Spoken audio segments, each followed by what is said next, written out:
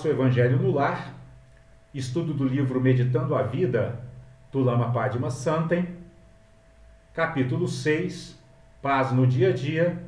O tópico de hoje são os 3 venenos, onde o Lama diz: entre os ensinamentos do Buda sobre o caminho da iluminação, encontramos o Sutra do Diamante, que aborda os vários paramitas, ou seja, formas de prática espiritual que podem conduzir à liberação final. O terceiro paramita trata especificamente da paz, tranquilidade e paciência e dos obstáculos que se interpõem e nos fazem perder esta condição.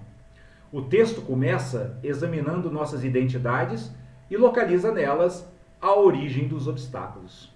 Então vejam, pessoal, que neste primeiro parágrafo desse tópico, o Lama menciona um dos ensinamentos do Buda, portanto um ensinamento muito antigo, um ensinamento milenar, denominado Sutra do Diamante, onde o Buda fala sobre esse tema que é chamado de paramitas em sânscrito e que em português poderia ser traduzido como perfeições. E é muito interessante essa tradução, porque nós precisamos nos deter um pouquinho no termo paramita, porque embora ela signifique em português perfeição, ela significa também uma prática que conduz o praticante da margem da ignorância à margem da iluminação. Para, em sânscrito, é um prefixo que significa travessia, né? Que significa ir além. Então é muito interessante, porque as perfeições, nesse sentido, elas são ao mesmo tempo o objetivo do caminho, o ponto onde queremos chegar, né? Nos tornarmos perfeitos em nossa generosidade, nos tornarmos perfeitos em nossa moralidade, nos tornarmos perfeitos em nossa paciência, né? Em nossa concentração, em nossa energia, em nossa sabedoria, mas elas representam também não só o ponto onde queremos chegar, mas as práticas que devemos utilizar para chegar nessa culminância.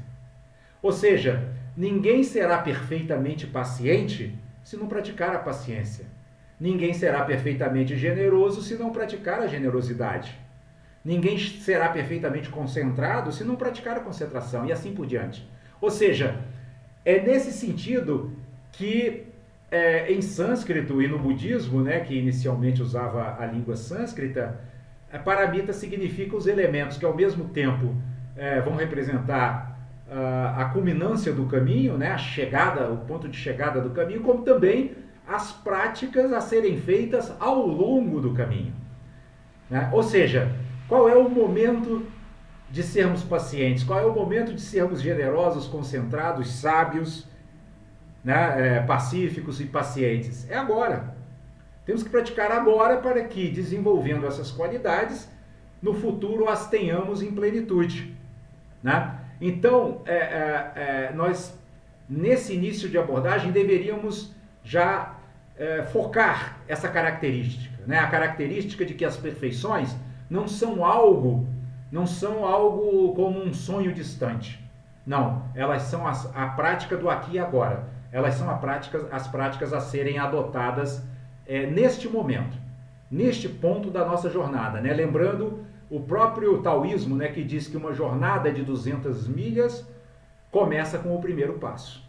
Então a hora do primeiro passo é agora, depois o segundo, depois o terceiro e assim por diante, né? A cada momento devemos estar dando um passo a fim que não percamos tempo nessa jornada em direção à perfeição espiritual, né?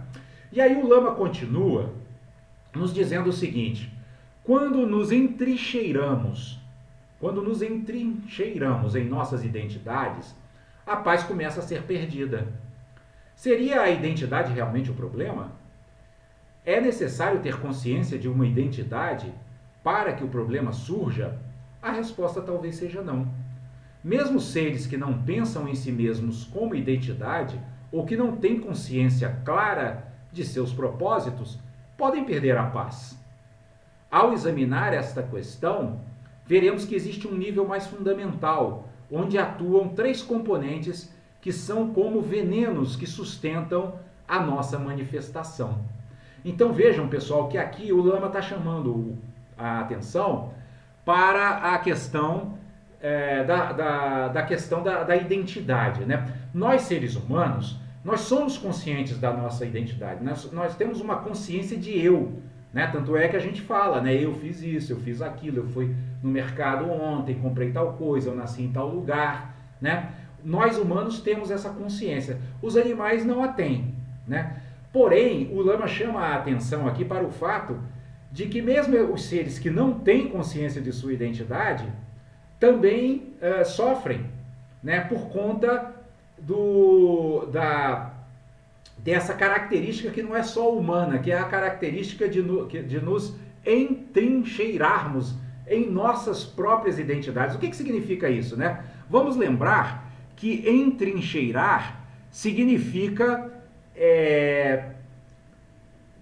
amontoar, no sentido comum, entrincheirar significa amontoar aí uma porção de coisas, seja qualquer tipo de coisa, né, para proteger um território, né? Então, quando a gente diz assim, que, por exemplo, os traficantes se entrincheiraram no Morro da Mangueira, por exemplo, né? O que eles fizeram?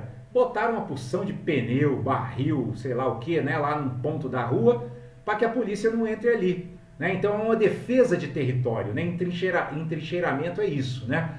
E aí o que o Lama diz? Ele usa essa palavra para dizer que nós nos entrincheiramos em nossas identidades, ou seja, nós nos apegamos ferrenhamente ao nosso eu e defendemos com unhas e dentes tudo aquilo que diz respeito a esse eu. Não só tudo aquilo que materialmente possuímos, como também aquilo que diz respeito à nossa imagem, né? À forma como as pessoas nos veem, né? Ao fato de se elas nos reconhecem ou não, né? Ou se elas nos ignoram, ao fato de se elas nos elogiam ou nos criticam, né? Nós estamos extremamente entrincheirados nessa identidade. Então é isso que o Lama está dizendo. O problema não é a identidade em si, mas é esse entrincheiramento, ou seja, esse apego, né, que gera uma necessidade de proteção, de defesa desmedida, né, e que faz com que fiquemos irados quando os interesses dessa identidade são de alguma forma não são de alguma forma satisfeitos, né? Quando a gente não tem nossos desejos satisfeitos, nós ou manifestamos raiva, né? Ou manifestamos mágoa, ou manifestamos rancor, né? Ou eventualmente até numa intensidade maior, ódio e violência, né? Então, esse é o primeiro ponto. Mas o Lama diz que não só nós seres humanos sofremos com isso. Os seres que não têm consciência da sua própria identidade também sofrem. Porque mesmo não tendo consciência, eles também defendem os interesses da sua própria identidade. Né? Eles não têm consciência, mas, por exemplo, um animal, né, a gente vê, você invade o território dele, ele avança. Né? A gente vê a manifestação de raiva, por exemplo, num cachorro, né, os animais selvagens, então, lobos, leões, né, você aproximou do território deles, aproximou da sua cria, dos seus filhotes, eles atacam, né, eles matam. Né? E eles sofrem também, porque eles precisam, por exemplo, o Lama outro dia deu o exemplo dos leões, né, disse que estava vendo um documentário sobre a vida selvagem e viu os leões caçando e saindo para caçar e correndo atrás daqueles cervos, né, para ver se conseguiam comida para eles e para sua cria. E aí, de repente, não conseguiam, ficavam super cansados, né? Estavam com fome, mas os bichinhos conseguiam fugir deles e eles não conseguiam nenhum resultado na sua caça. E aí o Lama olhou para aquilo e falou, nossa, quanto sofrimento também no reino animal, né? Por quê? Porque também eles estão ali tentando defender, né, os interesses, ainda que de forma inconsciente e instintiva, de suas próprias identidades, né? Ou seja, de seus próprios, seu próprio território, sua própria cria, né? Seu próprio bando, né? Cada um ali defendendo o seu. Tanto é que a gente usa muito a expressão, muitas vezes, vida selvagem, né, para significar essa guerra de interesses que muitas vezes acontece no mundo natural, né, onde os animais se entredevoram, né, se caçam, né, tem toda aquela cadeia alimentar e assim por diante. Né? Bem, então o Lama fala sobre esse sofrimento que surge do entrincheiramento na identidade, ou seja, do apego à identidade, né, dessa forma como nós nos excedemos muitas vezes na defesa dessa identidade. E ele citou ali também os componentes que constituem essas identidades e que no budismo são conhecidos como os 3 venenos. Por que 3 venenos? Porque eles envenenam, né, o nosso mundo interior. Envenenam em que sentido?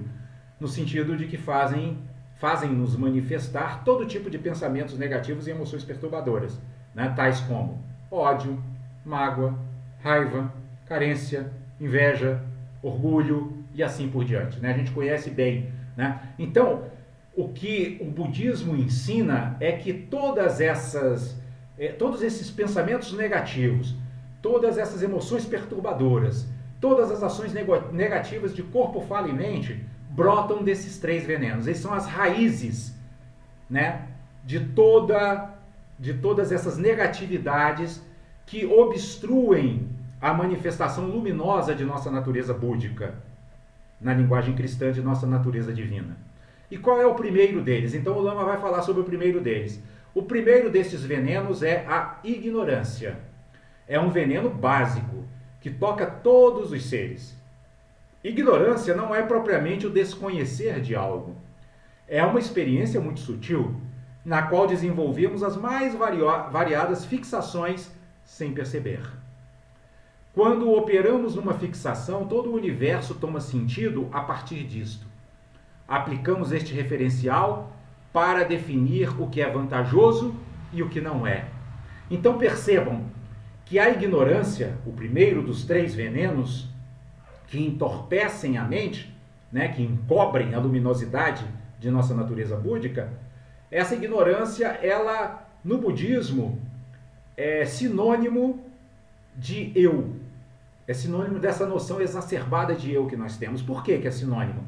Porque nós nos entendemos como seres separados de tudo, separados do universo, separados do planeta, né? Nós temos uma consciência de eu separado. Tanto é que nós, inclusive, constituímos um sistema social, né, onde a gente, por exemplo, registra em cartório, né, as nossas propriedades, para dizer, essa aqui é minha, né? Essa aqui é separada do resto, aqui é a minha casa, aqui é o meu jardim, aqui é o meu escritório, aqui é o meu prédio, aqui é a minha rua, aqui é meu, né? Os países também, ó, aqui é o território do Brasil, aqui para entrar tem que ter aqui um passaporte, tem que ter isso, tem que ter aquilo. Então, todos os seres, devido à ignorância da inseparatividade, têm uma consciência de eu separado. Consciência essa de eu separado que gera o egoísmo, que, segundo o Livro dos Espíritos, é a raiz de todos os vícios humanos, e de fato o é. Né? Porque a partir desse egoísmo, dessa visão de separatividade, nós passamos a ter uma consciência que cria uma tremenda dualidade no mundo, porque essa consciência vai ter coisas de que ela gosta e coisas de que ela não gosta. Vai ter coisas a que ela se apega e coisas das quais ela em relação às quais ela tem aversão. E aí o que isso vai gerar? Né? O apego, né, vai gerar o desejo, e o desejo, né, por quê? Porque eu vou passar a desejar aquelas coisas às quais eu sou apegado. E ao adquiri-las, eu vou proteger essas coisas com unhas e dentes. Né? Eu vou querer que, por exemplo, o carro que eu adquiri não arranhe, né, não bata, não sofra nenhum dano, né? Que o passarinho não suba ali no retrovisor e faça cocô no meu retrovisor. Né? Tudo isso vai gerando causas de quê? De sofrimento. Isso é muito interessante no budismo, porque o que a psicologia budista diz é exatamente isso. Tudo aquilo que nos traz alegrias nesse mundo relativo, nesse mundo material, traz junto com as alegrias uma série de aflições. Né? Então muitas vezes o casal está ali sonhando, eu quero ter um filho, um bebê maravilhoso, lindo, saudável, aí nasce o bebê maravilhoso, lindo, saudável, mas aí o bebê chora, aí o bebê tem cólica, né? Aí o bebê tem que ser vacinado, aí quando vacina tem efeitos colaterais, e aí, bom, enfim, a gente conhece bem, né, toda a história que cerca essa questão. Né? A mesma coisa o casamento, né? A pessoa, encontrei o ser maravilhoso que vai promover a minha felicidade pro resto da vida. Né? E aí quando começa a convivência, né, surgem muitas vezes as diferenças de pensamento, mesmo quando o casal se ama ou é apaixonado um pelo outro, mas vai ter as diferenças, vai ter as discordâncias, vai ter aqueles problemas do dia a dia. Então não existe no mundo nenhuma felicidade que não traga junto no seu bojo sofrimento. E o que nós chamamos, o que é chamado no budismo de ignorância? O fato de as pessoas agirem no mundo sem perceberem isso, agirem no mundo como se essas coisas relativas e materiais pudessem trazer uma felicidade definitiva, o que não vai acontecer. Porque ainda que a pessoa tenha todo o sucesso, né, com bom emprego, casamento maravilhoso, muitas posses, né, o envelhecimento e a morte serão inevitáveis. Então, sair da ignorância para atuar no mundo com sabedoria seria começar a tomar consciência de que podemos sim usufruir dessas pequenas felicidades que o mundo nos oferece, mas usufruir conscientemente, com a consciência de que elas são passageiras e de que um dia terminarão e que mesmo quando estiverem em vigor, poderão essas mesmas felicidades trazer no seu bojo algumas infelicidades, alguns sofrimentos e algumas aflições que deveremos encarar com serenidade, equilíbrio e equanimidade, a fim de extrair delas o aprendizado espiritual que elas tiverem a nos oferecer. Então vejam que o primeiro dos venenos é a ignorância. E o antídoto para esse veneno, a sabedoria.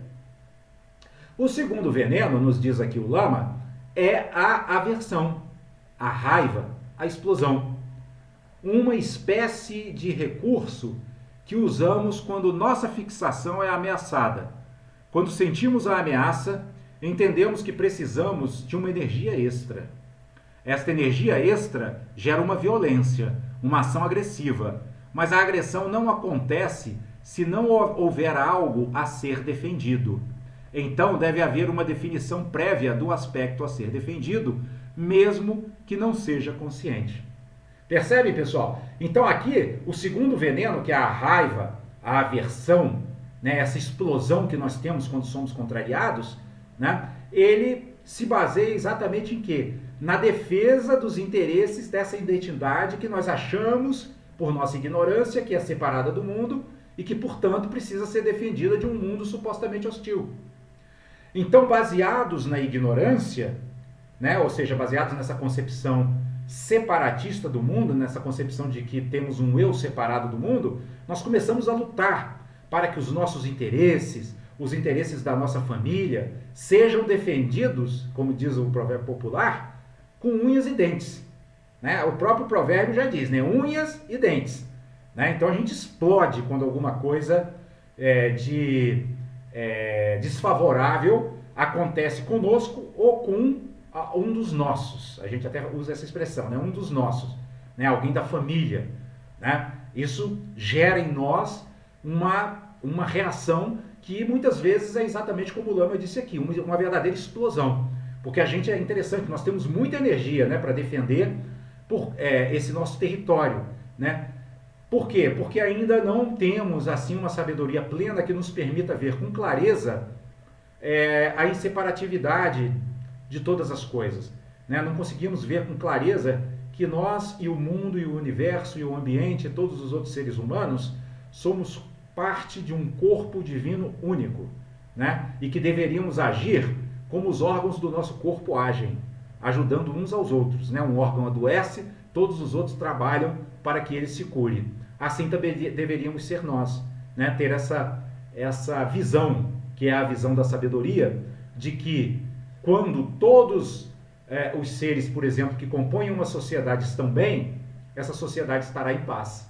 Hoje a nossa mensagem foi na tarefa da paz, né? Então essa tarefa começa em nós, também dizia a mensagem. E começa em nós dessa forma. De que forma? Combatendo o veneno da ignorância com a sabedoria e combatendo o veneno do apego, o veneno da raiva com a equanimidade, né? Com a visão, aquela visão que vê todos os seres como pertencentes a uma mesma família. E o terceiro e último veneno é a atividade incessante ligada à sensação de carência, urgência, desejo, apego. A partir de nossa fixação, consideramos que existem elementos que vão nos favorecer e tornar as condições ao nosso redor mais estáveis, de modo que aquilo a que nos fixamos possa ser sustentado mais facilmente e com mais segurança. Assim, estamos incessantemente preparando condições mais favoráveis e tentando remover o que nos traz perigo. A sensação de perigo ou de vantagem surge das próprias fixações.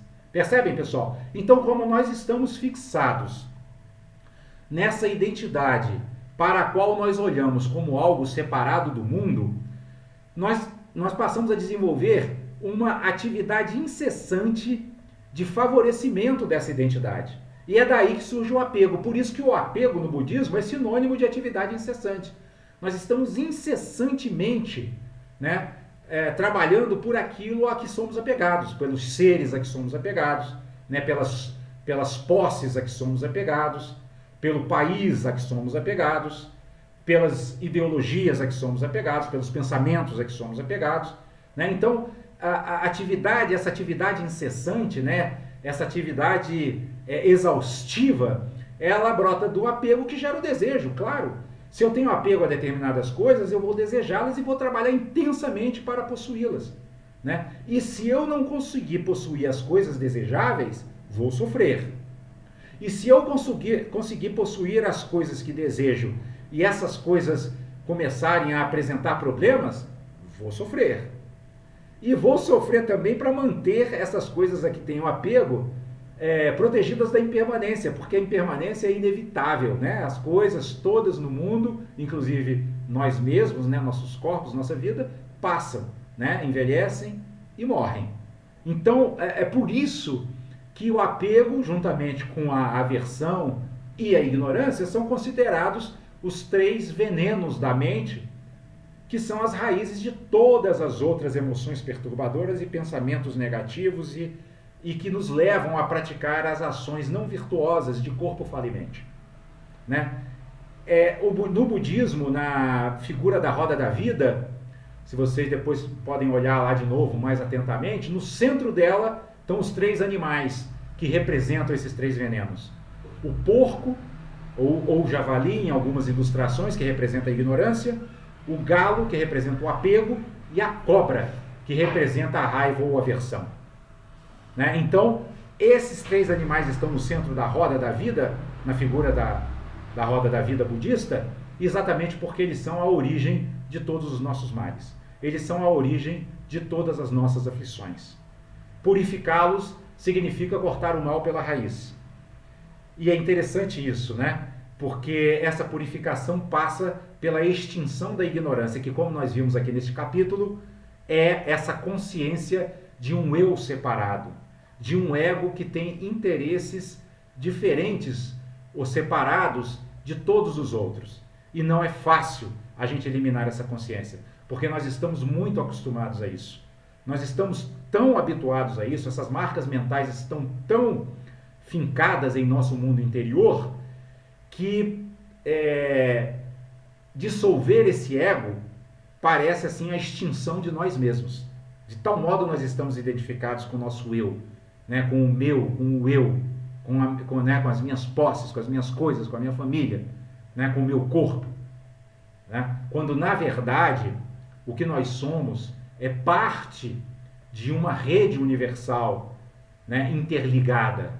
Né? Nós somos um fio de uma teia infinita e deveríamos nos ver como um fio. Nos ver como um fio gera inclusive uma virtude que nos ajuda a avançar muito rapidamente no caminho, que é a humildade. Eu sou apenas o fio de uma grande teia e o que eu tenho que fazer é me harmonizar com todos os outros fios dessa teia infinita.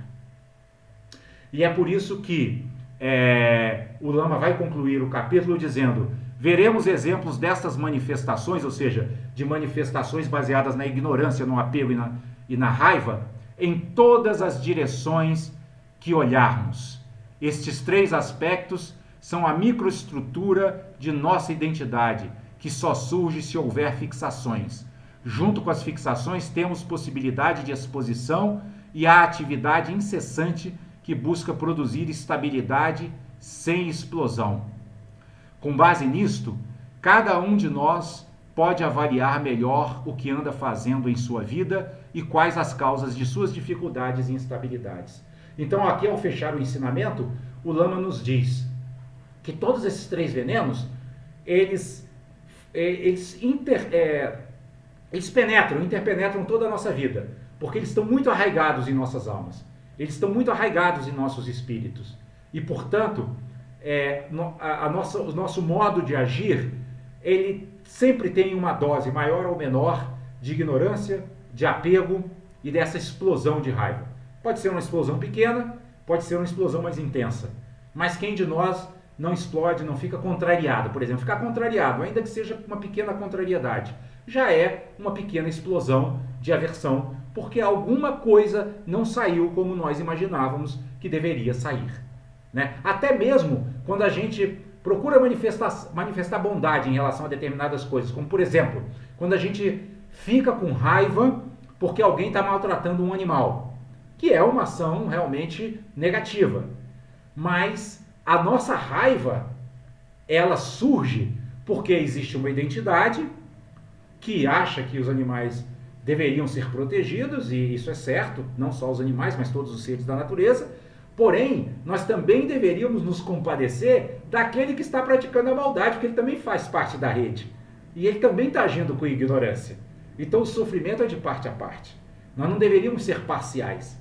Nós deveríamos ser imparciais, ou seja, equânimes. Equanimidade é isso, uma das 4 qualidades incomensuráveis, né? Nós precisamos aprender a, ao invés de manifestar raiva, manifestarmos firmeza no combate às negatividades quando pudermos e tivermos meios hábeis para combater a negatividade. E se não tivermos meios hábeis, que oremos pelo animal que está sofrendo e por aquele que o está fazendo sofrer. Porque assim, pelo menos, estaremos contribuindo para que a atmosfera sutil do planeta, para que a atmosfera sutil dos nossos lares esteja melhor com as vibrações de tolerância e de amor que estejamos emitindo naquele momento de prece e oração.